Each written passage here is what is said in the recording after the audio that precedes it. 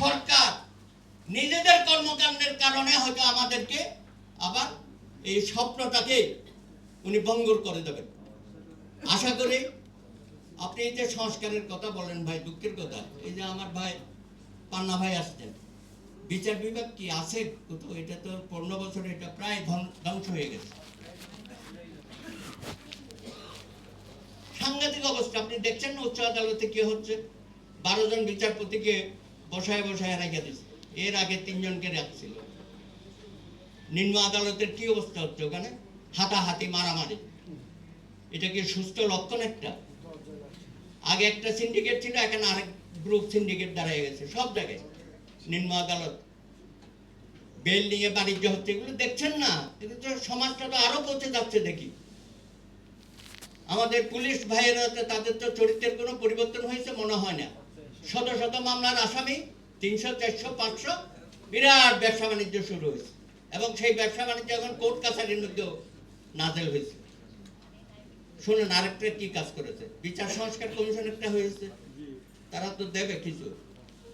মাননীয় প্রধান বিচারপতি আপনি বললেন 25 দফা সংস্কার আমি করব। খুব ভালো, আপনি খুব মেধাসম্পন্ন মানুষ, ব্যারিস্টার ইশতিয়াক সাহেবের ছেলে, হ্যাঁ, আমাদের খুব গ্রহণযোগ্য একজন প্রধান বিচারপতি বহুদিন পরে পেয়েছি। আপনি নিজেও বলেছেন যে 25 দফা করব, বিচারক নিয়োগে আমি আইন করব। করছে, হয়তো করতেছে। তার আগে আপনি 23 জন বিচারপতি নিয়োগ দিয়েছেন কেন? আমরা জানতে চাই। তা আগের সরকার যেভাবে ডজনে ডজনে বিচারপতি দিয়ে উচ্চ আদালতের মধ্যে একটা প্রলয় সৃষ্টি করে দিয়েছে, 30-40 বছর আমাদের ভুগতে হবে এই নিয়োগগুলোর মধ্য দিয়ে। আপনি এসে আবার এমন একটা নিয়োগ দিয়ে দিলেন, এটা আমাদের কাছে গ্রহণযোগ্য না।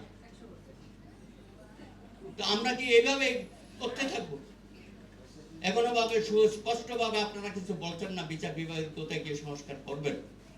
শুনেছি একটা প্রাথমিক কিছু রিপোর্টের একটা অংশ বেরিয়েছে, যে আমলা সাহেবদের একটা অংশ বেরিয়েছে, আমার ভাই চলে যাচ্ছেন, আমলা সাহেবরা খুব ক্ষিপ্ত হয়ে গেছে।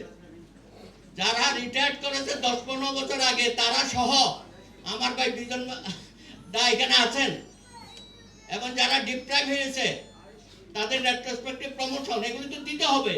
কিন্তু ডেপুটি সেক্রেটারির একটা ইয়ে নিয়ে কত পার্সেন্ট হবে সেটা নিয়ে তারা যেভাবে সরকারকে চ্যালেঞ্জ করে বসলো, তাহলে 10টা কমিশনের রিপোর্ট যখন পুরোপুরি বেরোবে, সারা দেশে তো একটা যুদ্ধ শুরু হয়ে যাবে। এটা বুঝতে পারছেন না?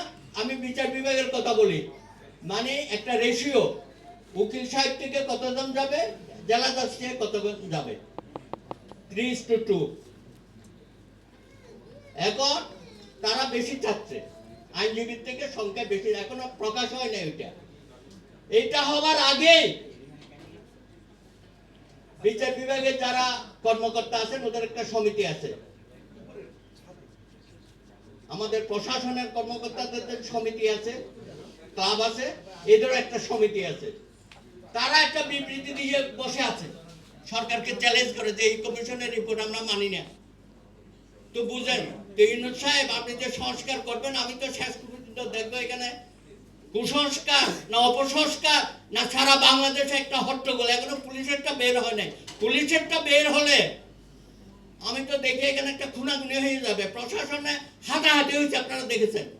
আমি খুব ভাই আশঙ্কার মধ্যে আছি। দয়া করে আপনারা যে সিরাজুল আলম খান দাদা ভাইয়ের, ওনাদের তো খুব কম ছিল রাষ্ট্র সংস্কারের বিষয়, এখন তারা যেভাবে পরিধি বাড়াচ্ছে, আমার তো মনে হয় ভালো কিছু এরা করতে পারবে না। দয়া করে ফখরুদ্দিন মঈনুদ্দিনের মতো পালিয়ে যান না, আপনারা থাকেন।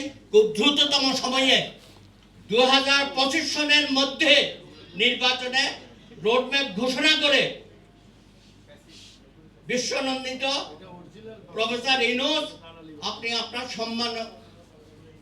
সম্মান নিয়ে জনগণের ক্ষমতা জনগণের হাতে ফিরিয়ে দিয়ে দেন। ধন্যবাদ।